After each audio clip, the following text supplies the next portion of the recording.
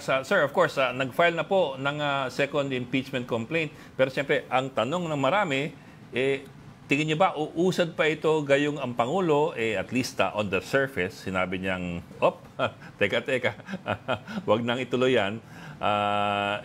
Mukhang hindi tayo sigurado kung gagalaw nga ang Kongreso. What are you feeling, sir, as far as the mood of Congress is concerned? I'm very optimistic naman kasi ang katulad, I can only speak for our complaint kasi hindi ko naman naaral yung iba. Yung complaint naman namin was based on the hearings ng Congress. Yes, sir. It's only isang ground lang yon because we really made sure na gahol na sa oras, dapat isang ground lang para mabilis ma-resolve ng Senado on trial. So, tatlong acts lang yon ang pag-violate niya ng batas at ng circular kung paano gastusin ang confidential funds kasi may mga medicines. Ang medicine, din naman yan confidential fund, regular budget. Yung second, yung fraudulent na mga resibo, mga Mary Grace Piatos. Yung pangatlo, yung refusal to account sa Kongreso at pag-attend sa hearing. So, these are very easy acts na galing mismo sa hearings ng Congress. So I don't see any reason why bakit hindi sila gagalaw. Sila mismo ang nag-ungkat ng mga ebidensya na to at mga grounds na to na sinabi rin ng ilan sa kanila, these are impeachable offenses. So ako am very optimistic naman that they will support the impeachment or at least we can gather the 106 votes required for the impeachment complaint to be transmitted to the Senate. Mm-hmm. Pero sir, of course, it is going to be a political vote if it comes to that. It's not going to be a legal vote. Unfortunately, that's the way it's going to be. Yes, and for me, politically, it would be bad for Congress to, after all the hearings, 9 hearings ata yung Good Governance Government Committee, and then they will just say, well, there's no substance, there's no form. Mahirap yon. They cannot just let it sleep kasi because there are periods sa rules they need to transmit it to this committee within 10 days, di ba? So they are either to dismiss it or transmit it. So I don't think it will be politically good for Congress to just Mona Lisa the impeachment complaint, no? Let it lie there and then they die there, di ba? So I'm really optimistic pa rin, Ed. Orne, ang balita namin, a third complaint will be filed siguro ngayon by congressman yata yon. Anong epekto nun? Kasi ang sinasabi ng iba, dapat daw simplihan na lang kasi i-consolidate pa yung mga ang haba-haba na nung listahan. And in this case daw, hindi daw yan, it's not a case of the more the merrier. If you are pressed for time, ano po yun ba ang hinihintay natin ngayon? Kasi I don't think there's any move to consolidate at this point. Yes, I don't see any move to consolidate sa ngayon. They can do it, but I don't know what their decision is. No, it doesn't add to the time issue. Kasi if they file it at i-refer yan sa Justice Committee, the Justice Committee can either consolidate or choose a very strong complaint and transmit it to the Senate. So kahit ngayon sa plenary, 1/3 vote, they can transmit immediately the strongest complaint. So itong issue na lang ito na saan yung strongest complaint. If the one that will be filed is the strongest, then probably they will choose that. Yung sa amin naman, tingin naman namin, strong yung sa amin kasi it's based on their evidence. Pangalawa, isang ground lang. Simpleng ground lang. I was a prosecutor during the Corona impeachment complaint. Yes, we raised about 8 acts. And about 4 grounds. Kaya lampas 4 na buwan Ito 1 ground. Isang buwan tapos na to sa Senado If that is the case, by January matransmit, by February malamang tapos na yan kasi 1 ground lang. At yung ebidensya nito, official records na kasi. Nasa Senate transcript na lang to ng admissions ni Vice President Duterte at mga official documents na sinubmit. Andyan na yung acknowledgement receipt. Andyan na si Mary Grace Piatos. And openly naman, official naman, yung refusal na to account sa mga sa mga congressional hearings. So, tingin ko, malakas yung sa amin naman, At hindi ko alam kung yung pangatlo mas malakas ba. But anyway, kung sino man ang mas malakas, in the end, para sa amin, importante yan kasi para naman ma-hold to account ang isang impeachable official. Alam nyo, Ed, Ami, itong mga impeachable officials, ano to, yung mga Diyos to eh.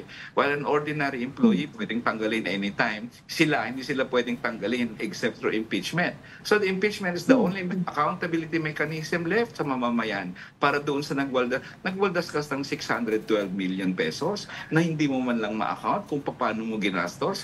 Sa gitna ng hirap ang taong bayan sa buhay, dapat maggastos sa ayuda, sa libreng gamot, libreng paggamot, etc.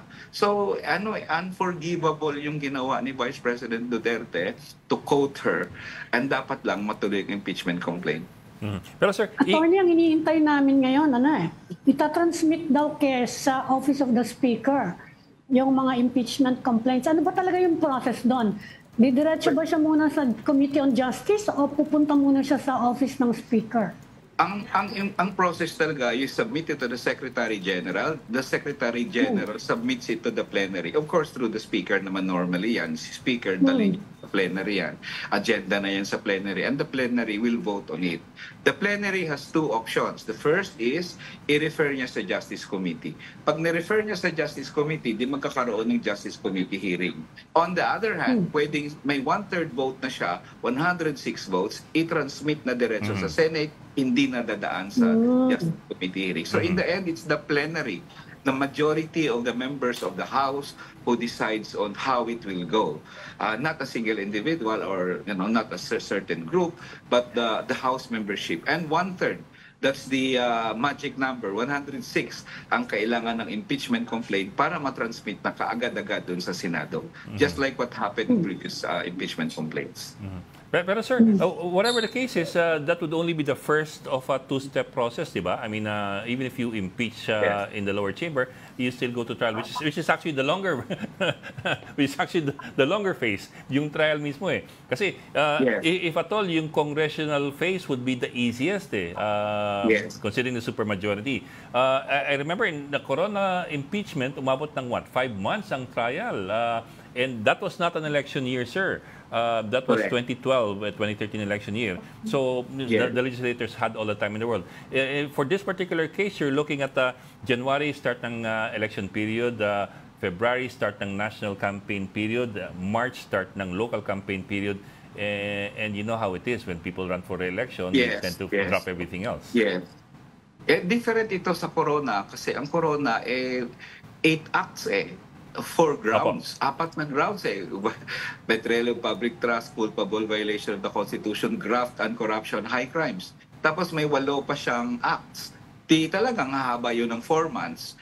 Pero kung 1 act, 1 ground lang, like betrayal of public trust, tapos hindi na maraming acts, very simple acts. Yung 3 binanggit ko, nasa hearings na yan nila Sabi ko nga, hindi aabot ng 1 month yan Kasi the official, andyan na yung data, official naman yung transcripts official naman yung mga resibo na na yan ng committee hearing Kaya I don't even expect na one month ito So yeah, if kung gustuhin naman nila, pwede yun madesisyonan ang impeachment case very easily kasi in fact marami naman sigurong senador nanonood nga until late in the evening sa mga committee hearings yan.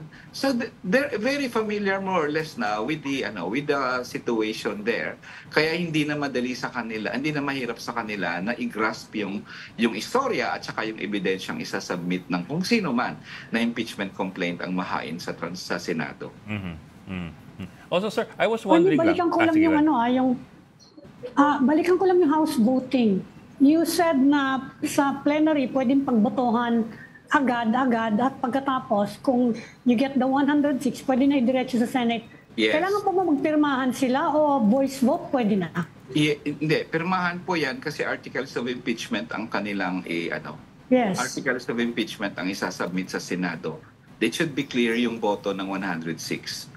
I guess hindi mag-plenary, pwede na bang mangolekta? Kasi meron na daw ngayon ongoing Mangolekta na daw ng mga signature. Pwede na ba mangolekta tapos diretso na ipakita lang sa plenary? Yes. Kailangan ba sa plenary yung voting? Yung voting plenary. Pero yung pagkuha mo ng signature, pwede namang before. Ganon ginagawa naman yan sa lahat ng batas. If you author a bill, bayan muna, congressman ako dati, may ino-author ako na batas, 2,000 dagdag sa SSS pension. Umiikot ako sa mga kong, pwede ba pirmahan mo to, suportahan mo naman, di ba? And when they sign, at least sa pag-plenary na, mas madali na lang sabihin ko na, nakapirmahan na yung bill ko ng ganito, so please, di ba? So it's okay to gather signatures now at yun ang ginagawa namin sa bayan muna ngayon, ang ginagawa ng iba pang mga complainants, and hopefully by Monday when there is a plenary session, pwede na siguro sana makakalap na kami ng 106 signatures. Actually, sir, I remember nung panahon ni Villar as speaker, panahon ni President Erap, hindi na sila nagbotohan sa plenary, binasa na lang nirekta ni Villar. I think he already had a third of the legislature signatures signed on. So they didn't vote anymore on the at the plenary. Binasa lang niya and then he referred it automatically to the Senate. Yes, they voted kasi may resolution na umikot ng panahon na yon at nakapirma na doon yung more than one-third. Yes, sir. Nakapirma na doon sa resolution, articles of impeachment. So, ang ginawa niya, binasa niya na lang. Yes, sir. Yun na yung boto yung one-third lang. They don't need a majority there. Kahit yung majority of the House will say no to the impeachment, no majority, halimbawa, 200 yung nagsabi ng no. Pag may 106 na nagsabi, hindi, gusto naming i-transmit yan, matatransmit yan. Bakit ganun ang nakalagay sa konstitusyon? Kasi tingin ng konstitusyon, ang impeachment, this is a very rare, bihira lang ito yung mga official na hindi untouchables ba? So, hayaan mo ang one-third to decide kasi otherwise, i-overpower palagi sila ng majority. So, yun ang rason ng konstitusyon na sabi niya, one-third is sufficient to transmit it to the Senate. Anyway, trial pa lang naman yan. Wala pa namang conviction yan. So, that's the reason bakit one-third lang. So, ganun talaga ang mangyayari. Pag may pirma sa resolution and you're able to gather one-third of the signatures for articles of impeachment, that as good as go ka na. Kailangan lang isa lang sa plenary, of course, for the approval in general of the 106 na pumirma. So, yun naman ang nangyari noon dati. At ulitin ko lang, ang target nyo by Monday, you're hoping that over the weekend you will get the 106 signatures. I hope so. I hope so. Kasi very simple na to para sa mga Kongs. That is their hearing. Sila ang naglunsad ng hearing. Sila ang nag-gather ng evidence. Ano pa bang aralin nila? At galing sa kanilang impeachment complaint, when we drafted the complaint, we based it on their transcripts. We based it on the documents that were submitted to the committee hearing. So there's no reason for them to really dilly-dally here because it is actually a result of the hearings that they conducted. Okay. Maraming salamat. So baka Lunes, Ed, meron na tayong botohan sa impeachment pala. I hope so too, para mabilis naman. Teka sir, baka you have an idea already. How many signatures have you gotten already? I don't know yet. Alam mo, hindi congressman ang bayan muna ngayon Kaya wala kami sa loob ng House. We helped in the drafting of the complaint. We were one of the complainants and I'm the counsel, of course, but hindi kami privy sa ng House, sa loob ng House. And the other thing is, sir, what numbers are we looking at ba? Kasi ilan pa yung congressman ngayon? Kasi you're saying 106 yung one-third Yes. But 318, 317 ang members ng House ngayon. So something like that. Mga ganon, 317. Ang total na yan ng one-third is 105.3313. So wala namang 0.3. So you need to get past the one-third limit although sir, kasi I was talking to our reporter there in Congress, sabi niya 307 lang ata ngayon ng congressman I don't know which number is correct Actually, kaya liliit daw nga yung one-third. Yeah, one-third of all the members of Congress. So, bibilangin kung ilan ang total na Ngayon, pag may absent dyan o may namatay o may ang bibilangin nila siguro yung total na membership In any case, kung meron mang mga congressman na naging, na for some reason wala sa plenary, they will still base it, I think, on the total number of all the members of Congress. So, ang lahat naman nagsasabi ng Kong na 106. So I believe them because sabi ko nga walang bayan muna sa Congress this time, natalo kami ng 2022. So I believe that they know their numbers. So 106 yung sinabi nila, and that's probably true because I mean it came from them, from the members of the House themselves. Okay. Maraming salamat, Makabayan Co-Chairperson and former lawmaker Attorney Nery Colmenares.